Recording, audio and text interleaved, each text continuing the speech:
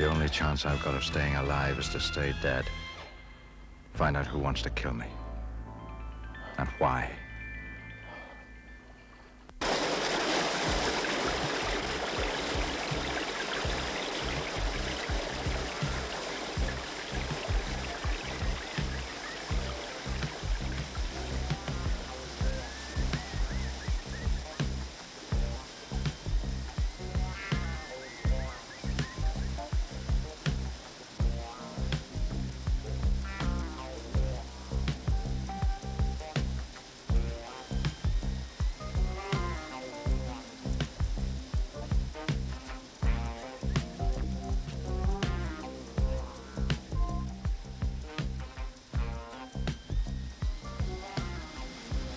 The wind is strong. We will get no closer, Mr. Galbraith. If you say so, Douglas. God damn it, we've got to. I do not think it is possible. Very much. In a minute, you won't need the airplane. You'll be able to step out onto the wing and fly by yourself. I made this trip 12 times. 24 times. When Maggie was alive. Scotland. Charlie Galbraith at the other end. Old times, old stories. And the triple run malt instead of this half treacle they blend nowadays. Why not straight through? Keep on going to the Highlands. Why Edinburgh? I need some gear. Old time's sake. It's better to travel hopefully than to arrive. Well, this is one time. One place I'd like to keep traveling hopefully. Because I don't want to find out what I think I'm going to find out when I arrive.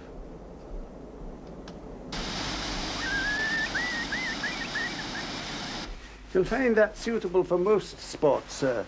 That I can assure you. Deer stalking. But I was talked into going. And that was the first accident. That was nearly 2 years ago now. I was wearing a jacket like this. Is that satisfactory, sir? Fine, unless you got a bulletproof one. I had a South American gentleman ask me the same thing, sir. I'm afraid we don't stock. We'll be a couple of minutes. Then? I was away in the mountains above Irisag. I got bored, stopped for a drink, took the jacket off, sat against an outcrop, reached for the flask. That's when whoever it was shot at me, using a mercury-tipped slug. There was a hole the size of a soup plate in the jacket, and they took rock splinters out of my back from where the bullet hit stone. It was meant to cut me in half. Who else was there? My ex-partner, Charlie Galbraith, and his bailiff, a human wolf called McKinnon. And they blame poachers. And the color of the jacket. Mr. Galbraith could get up there. So could I. But I would be concerned for you, Mr. Friedman. Well, that's a 12-point stag. I need that head. I need it for the office. Impress the clients. Will I get it for you? Oh, sure. Go to it. The hell with sportsmanship. Who's gonna know? Then I will meet you back at the lodge. Andrew will tend to the ponies.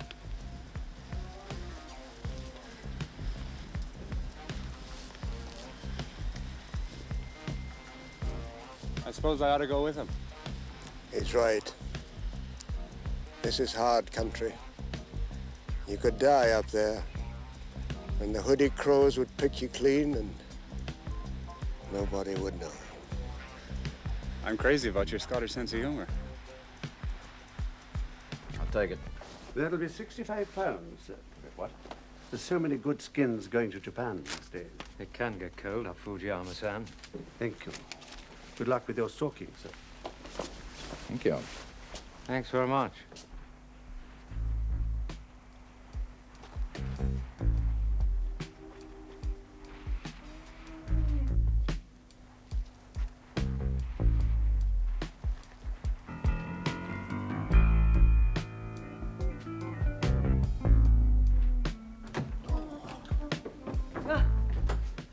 Who, Mr. Hunter, home from the hill?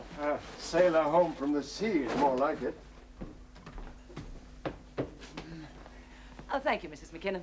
Just put it there. How was it? Oh, fair. We'll know later. McKinnon? Yes. Oh, thanks, Mrs. Galbraith. I need this.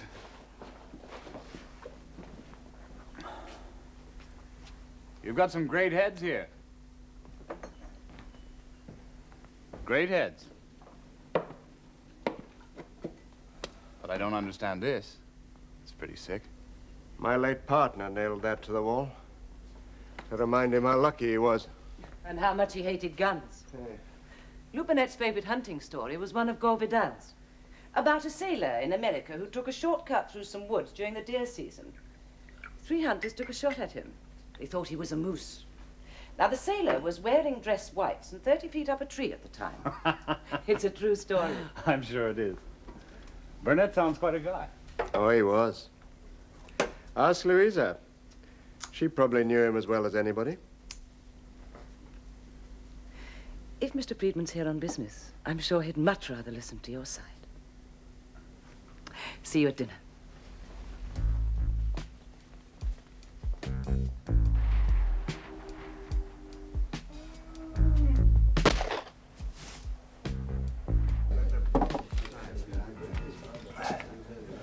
We'll get a train to Inverness and a car to Irisig. You get a car. I'll take a bus or something. There's no point in both of us being out in the open. Crow, I've got to be on this one. Straight line up to the front door. Live bait. It's the only way I can do it. All right, then give me half a day. We left a good rifle and a scope sight on that fire station job. What's all this? Not a birthday, is it? No. I just hope I'm wrong about Charlie Galbraith. Well, it's not likely. Not with mercury-tipped slugs. We worked together for 9 years on contracts that nobody else would take in the sunk holes of the world.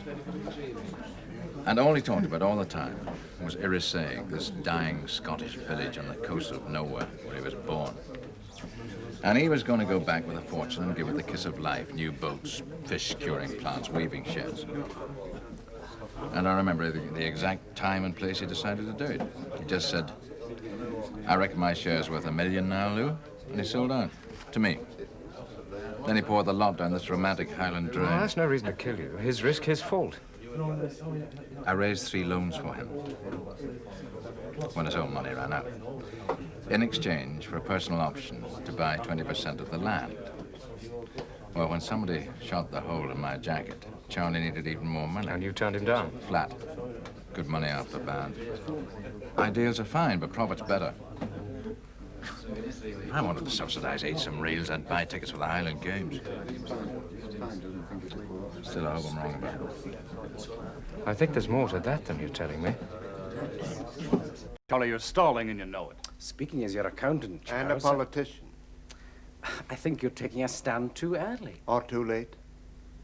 I'm negotiating about Irisig, something I spent 10 years building. Before Burnett died, you couldn't get a penny out of the banks, and you know it. Because they found out he wouldn't lend you any money, even with cheap options to sell land if you failed. But then he died. And nobody could sell but you. And you were back in business, clear title. One phone call and money's here, so am I.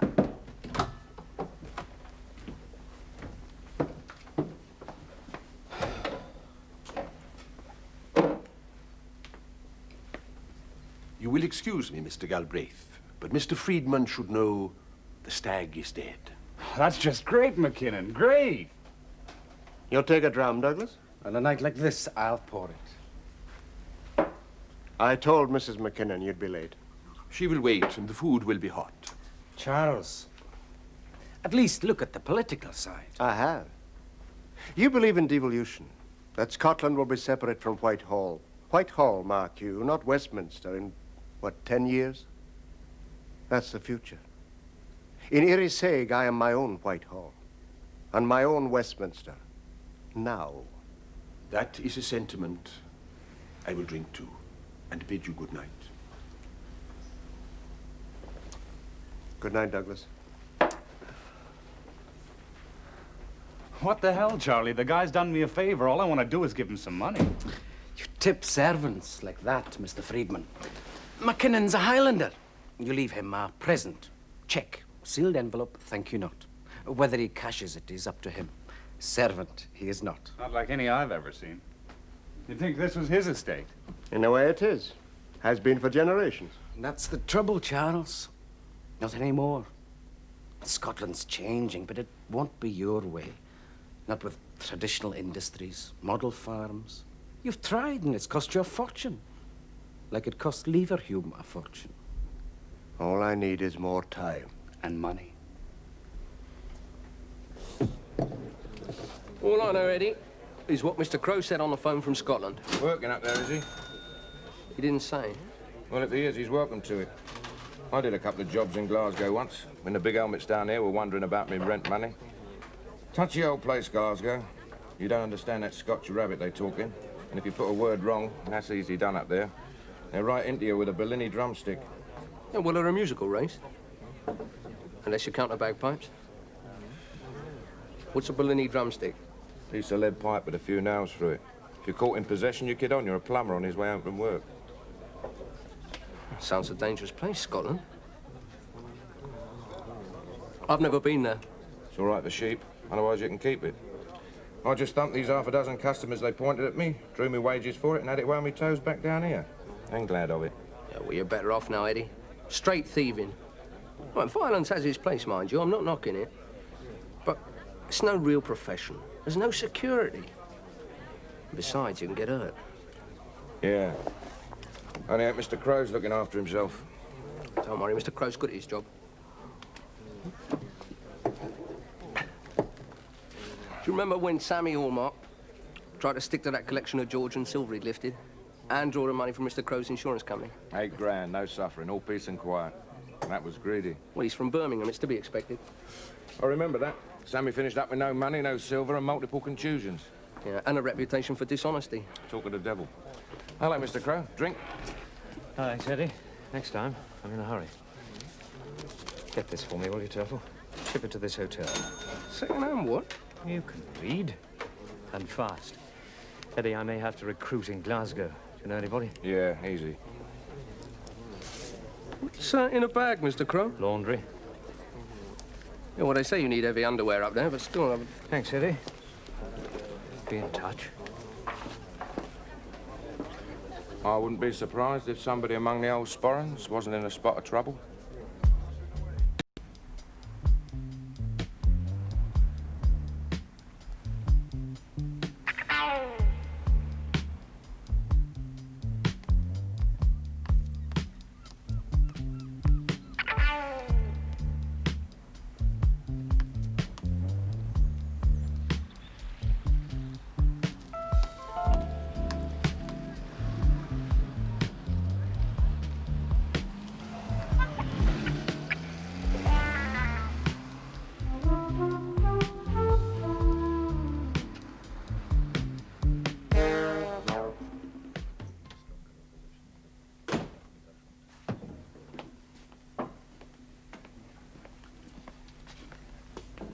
I'll take a malt. You choose. It will be the one without a label, but good. Oh, thank you. Join me. I will. I'd return the compliment. Welcome to Erasig. Cheers. Are you fishing or shooting? Neither, I'm just walking. In those, sir? I've got a good carabiners. Would you also have a good map? No. Then you should buy one. Or I will lend you one, that would be better. The areas to stay out of are well marked. Are you the local gamekeeper? No, but it's because of him that you should have the map. His name is McKinnon. He looks after the forest for Mr. Galbraith. I know the laws of trespass. So does McKinnon. But if he catches poachers, he breaks guns on their backs and leaves them on the infirmary steps. Avoid him if you can. Thanks for the advice. What do you do around here? I'm the police force. On my morning off now. I'll get the map for you.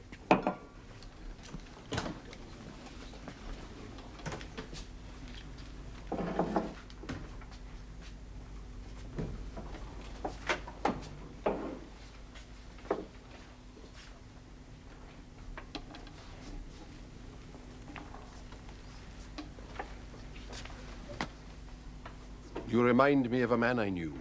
He used to wear a foolish jacket like that. He still does. It is still foolish. Public property, McKinnon, not your business. I need no advice on matters from you, Archie Black.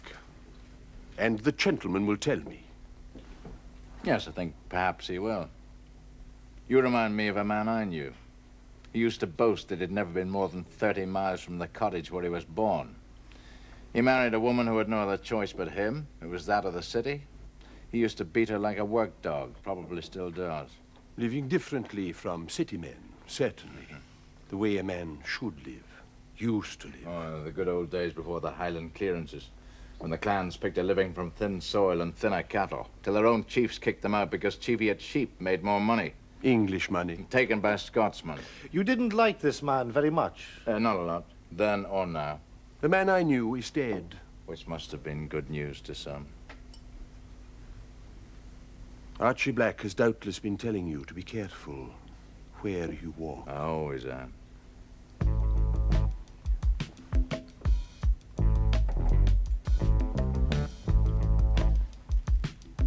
Like it or not, this is the new Scotland. By the end of the century, it'll be the richest country in the world. You look at it. I remember the way it used to be. That's why Charlie Galbraith won't sell any part of Erisig. Erisig, big deal. 2 fish boats and a shed full of little old ladies knitting sweaters for the tourist trade. It's in the past. This is now. Oil and gas from the North Sea are facts. They won't go away.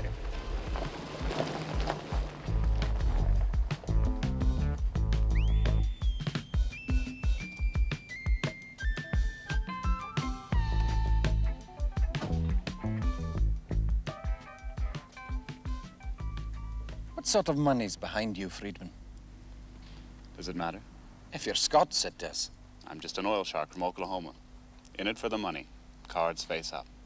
All I want at Erisig is a harbor extension and a big chunk of land for storage tanks. And when the contractors move out, there'll be jobs for about 15 locals and a wrecked coastline. You can't eat the view. You won't be here to try. You know the figures. In millions. Yes? Do me a favor. Do Galbraith a favor. Make him listen to them.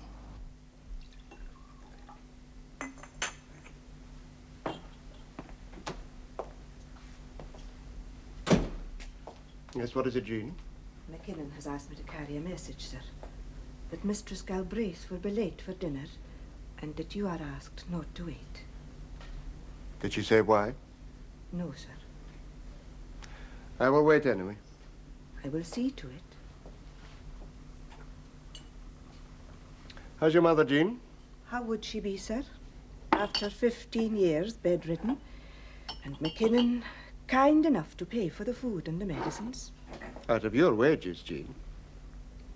A man's wife does not have wages, sir. Quentin, it's wild goose time.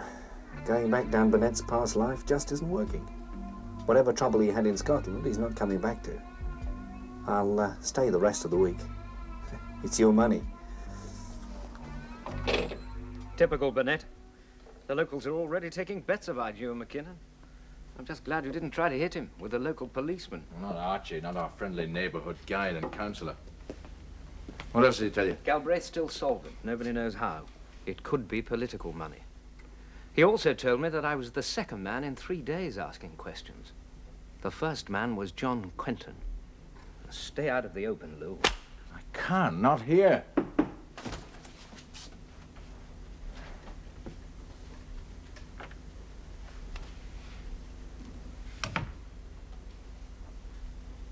Hello, Lou.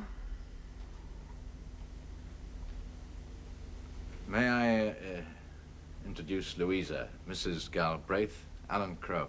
Looks like a private reunion. Not at all. Are you one of the late Mr. Burnett's new associates? You could say that, yes. Oh, perhaps you should stay. Not a bad idea, Crowe. You can hear the skeletons rattle in the cupboard. You're thinner. I'm getting a lot of exercise at the moment. And rougher looking, if that's possible. How long have you known him? 4 months, more or less. Do you have a contract? He's inclined to disappear, you know. Strictly a duration of the contract man, aren't you, Lou? That was the deal from the start. You just forgot the terms. Should I have put a card in the window, limited arrangements made? The contract was in the Rhone Delta. The arrangement was in Saint-Paul-de-Vence. Evenings with the scent of verbena drifting across the terrace of the Colombe d'Or. The food was good, too. And Picasso murals in the lavatories, I know it. You don't know anything about it. You don't know about being obsessed, about the plans. You don't know about a note left on the bedside table and the key to a cottage being sent back by post.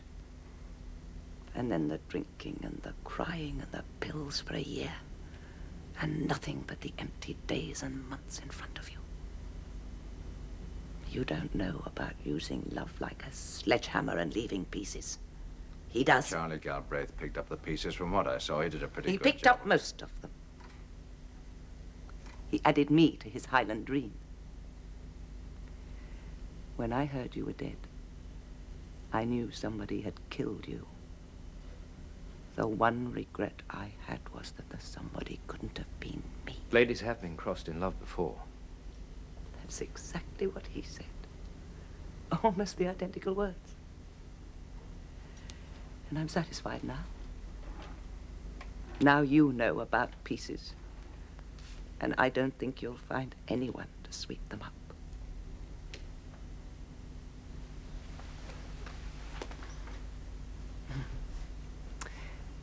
Nice to have met you, Mr. Crow.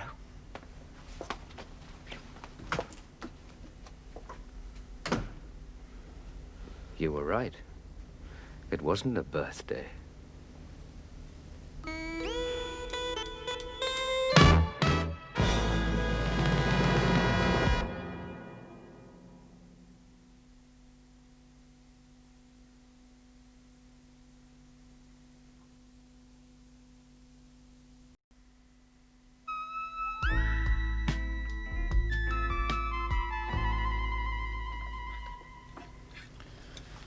I'll see you later. I could be right behind you, only not in the open.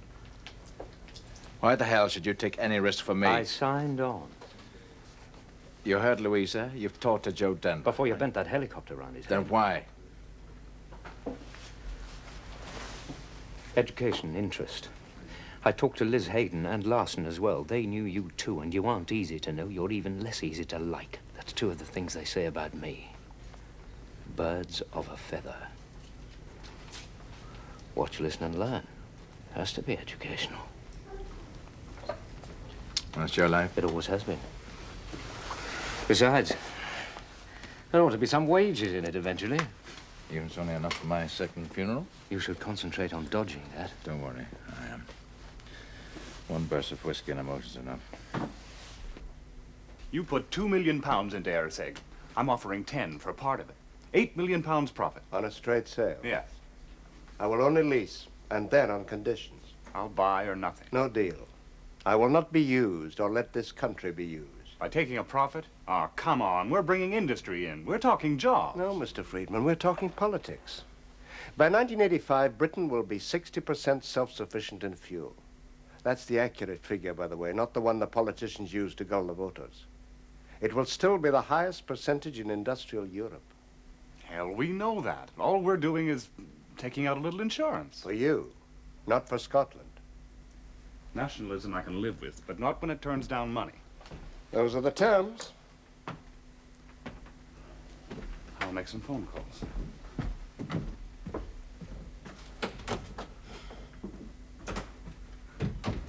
Where the Celt speaks softly, they think you're a fool. They forget I was once a good engineer, neck deep in countries where politics was dirty meat and drink. What's the money behind Friedman? Government, English or American. That's who he's phoning. Hong Kong merchant banks, Middle East oil sheiks. Middle East contributions new? Not really. The quiet Arabs can store a year's supply of their oil in Scotland, then sit on the benches selling it, while their wild political neighbours blackmail the rest of the world. Or try to. And still the profit goes elsewhere. It's a lot of money. You were lucky when Burnett's options reverted. Oh, yes. Lou would have sold. Laughing. You're welcome to the map. You might even follow it. Might. You both have the tourist clothes, but not the tourist faces. Not wanting to be uncivil-minded. Nor me. You have a great comic village policeman act, but the approach is pure special branch. They say that fortunes will come out of this coast. For some people. And somewhere a top civil servant wants to know what's going on and which people. Oh, they're entitled to be curious. Like me. Oh, what would you have in your bag? A croquet set. I'm having it repaired for an old aunt in Upper Walling. I like a story with detail to it. I've never seen a croquet set. It's a bit savage for my taste as a game. I'd like to see one.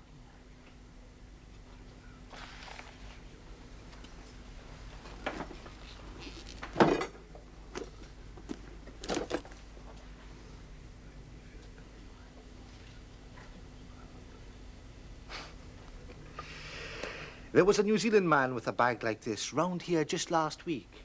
The one I was telling you about. That was one bag you should have looked into. If I see him again, I will. His name's Quentin. All I want is an address book from your husband's office. It is private. Surely not to me. It's an office and I'm his employer's wife. It is private to everyone. Then don't tell him.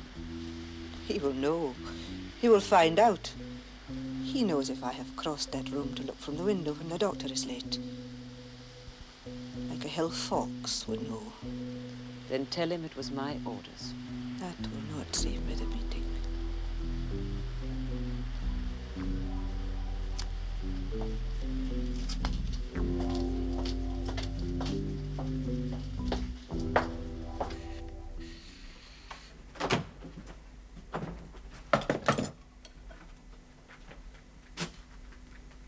I didn't believe them. I just didn't believe them. And you're alive. Well, come in. Why didn't you telephone? Where are you staying? Hello, Charlie. Come in, come in. You still drink whiskey, don't you? Not here. Why?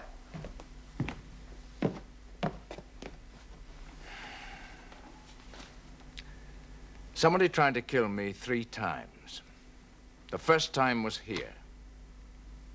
You or McKinnon? Me? I must have jarred your memory loose. I'm Charlie Galbraith, remember? 1951, New Sir? 26 miles from Casablanca. Oh, yes, I remember. The Korean War was on. The Americans were spending billions of dollars on air bases. We set out to scoop enough out of the job to go into business on our own, right? And we did. Then Nicaragua. You were gone 2 weeks. I thought you were dead then. Then you came back with a gang of bandits, and after that, the contract ran like clockwork. Even if they did blow up the police chief by accident. I was a bloody good engineer, but you were a force of nature. I hung on to your coattails and ended up with a fortune. So did the others. Charlie, you or McKinnon. Lou, why should I want to kill you? I have too much to thank you for. Including a wife? All right. That too. I knew I was second best. Perhaps I still am. But killing you wouldn't change that. That leaves McKinnon.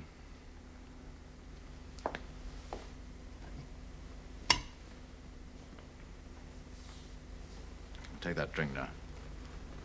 God, I'm glad to see you.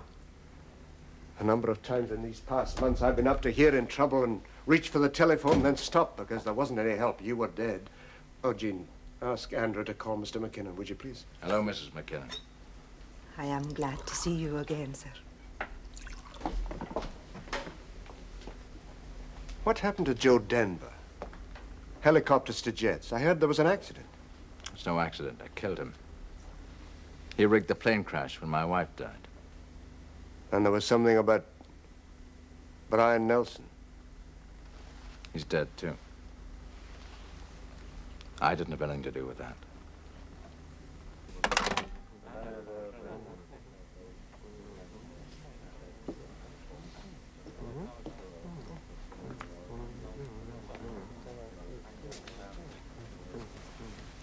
Well?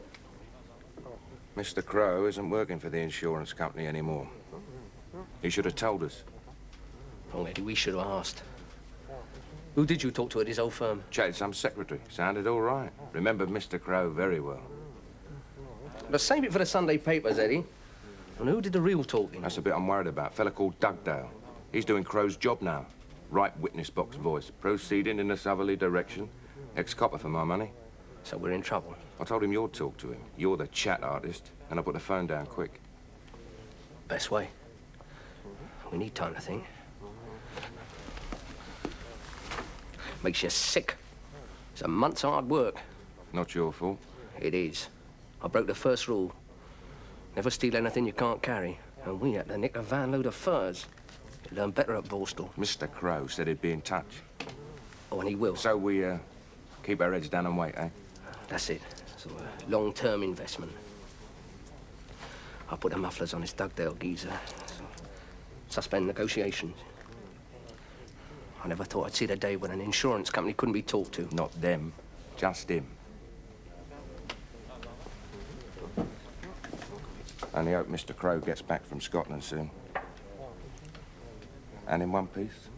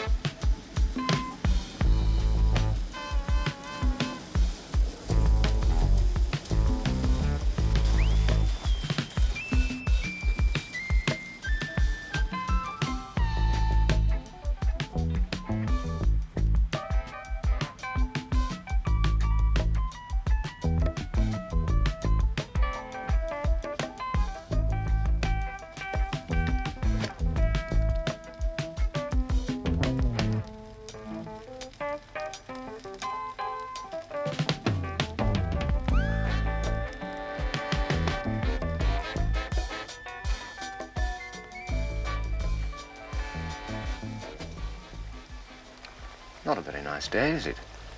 It is not. But it will be better when I know what you are doing here. Reading a map. Not waiting for deer at the ford. No, just admiring the view. Then I will look inside the case, then. Not while I'm on public land, you won't. If I pick you out of there, and the case, and throw you over the river, you will be on my land, a trespasser and a poacher.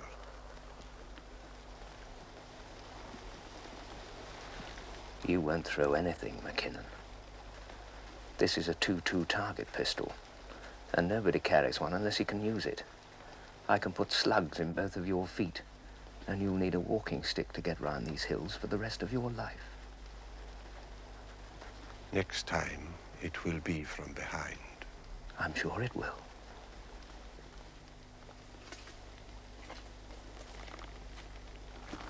My name is Louisa Galbraith. I don't know who you are, and it doesn't matter where I got the number. If you want to find Lou Burnett, he's at Irrisaig.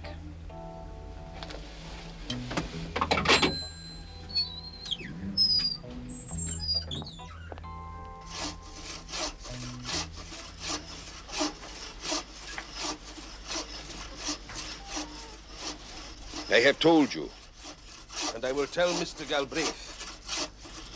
I am tired of doctors and the smell of disinfectant and dying. I would ask you to reconsider, McKinnon. It need not be for much longer. You will not go against me. Johnny, you kept Irrisaig going for 2 years after I turned you down. How did you manage that? Friends? Other peculiar Scotsmen who feel as I do? Politicians? And politicians. They'll wreck this coast eventually, you know. Either for loot or for glory. Why the hell didn't you take a share of the profit? Grab the money and run to the Cayman Islands.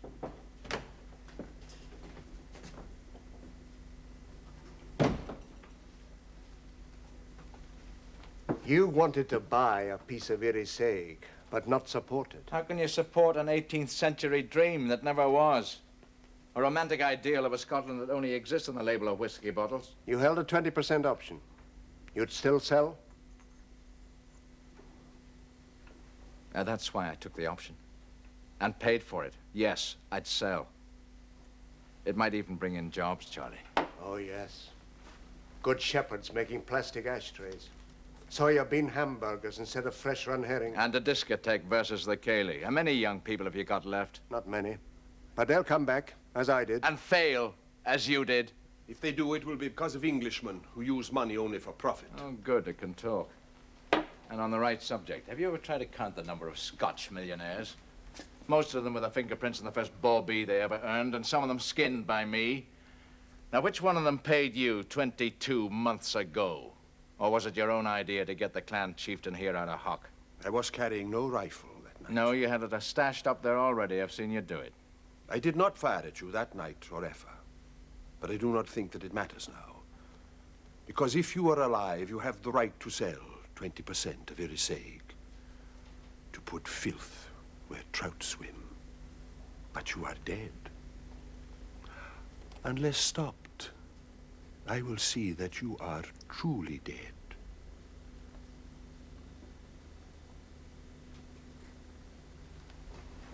Aren't you going to stop him, Charlie?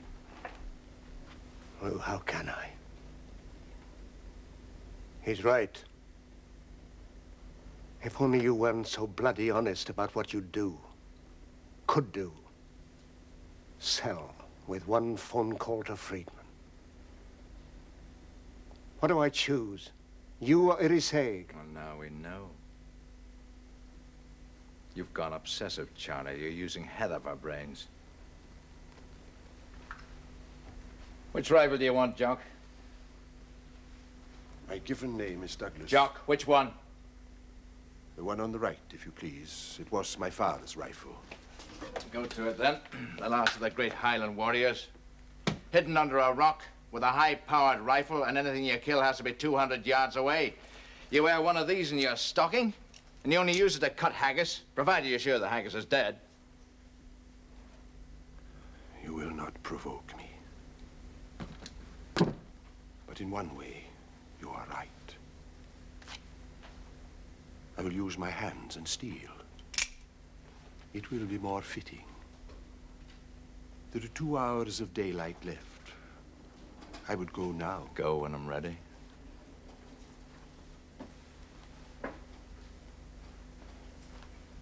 Then I will wait for you.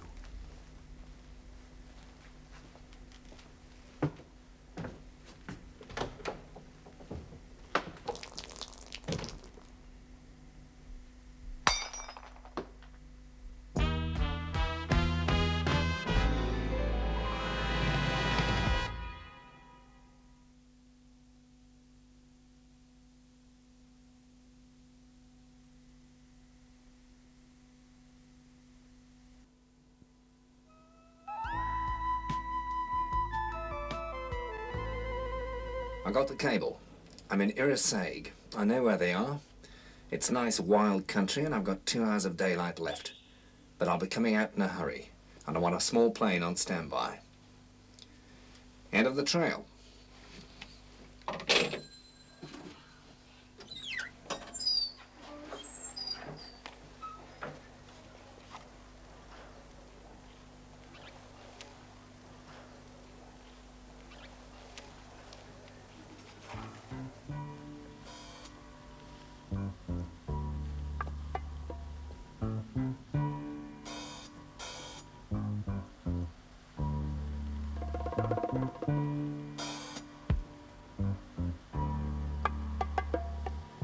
He's about a mile up the track, waiting for you.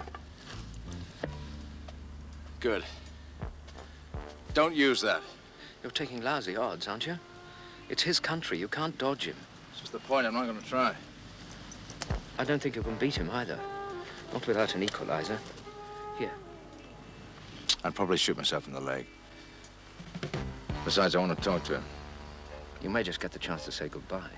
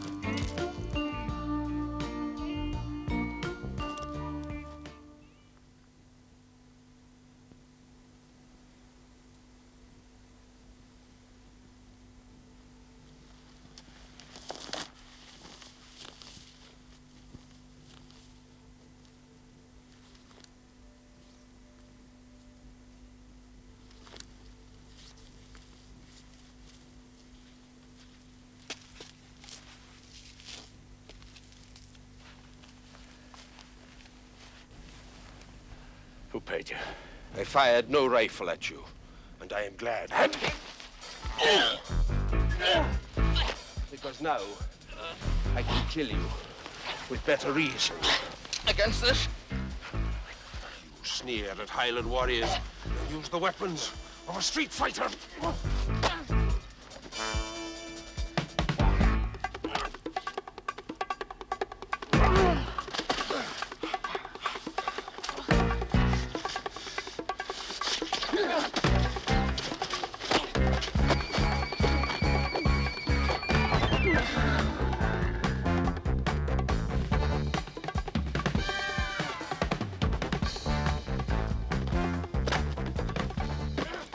Private fight. It could have been McKinnon I was aiming at. He'll kill Burnett anyway. I've seen him half kill poachers. He might. Either way, you and I stay out of it. Until it's over.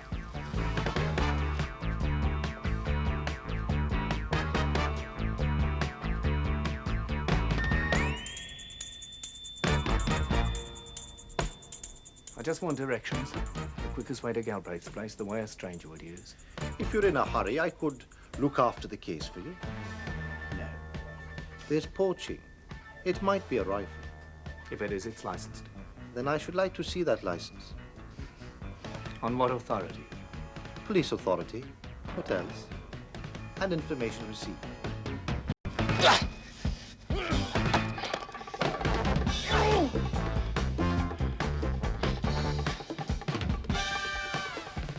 Just tell me who. Why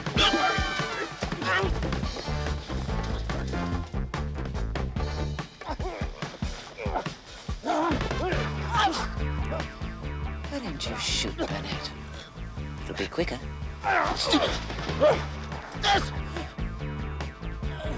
I'll pay you. I'm already bought.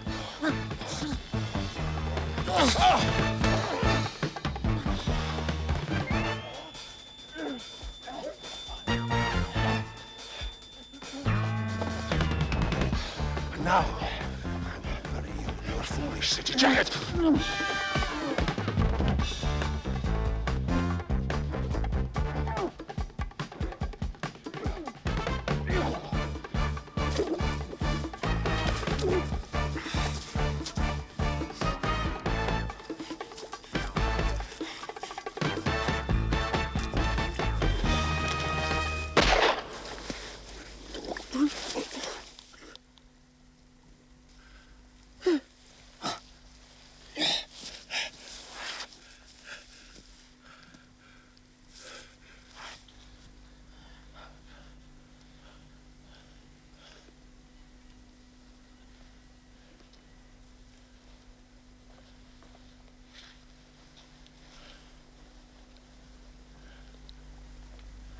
I am not sorry, McKinnon.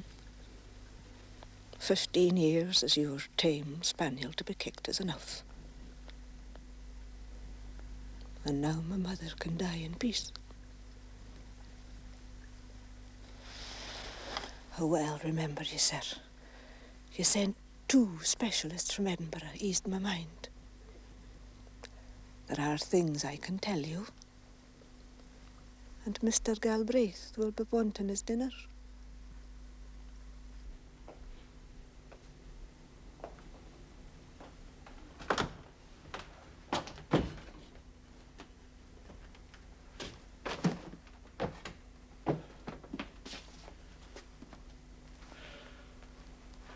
You need a new bailiff, Charlie. This time try for one of the non-feudal models.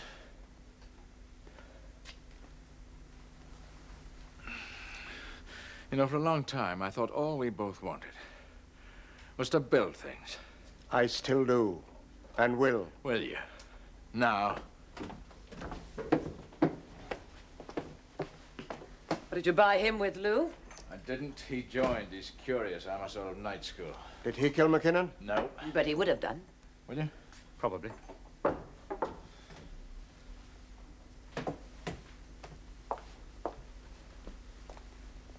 This is yours.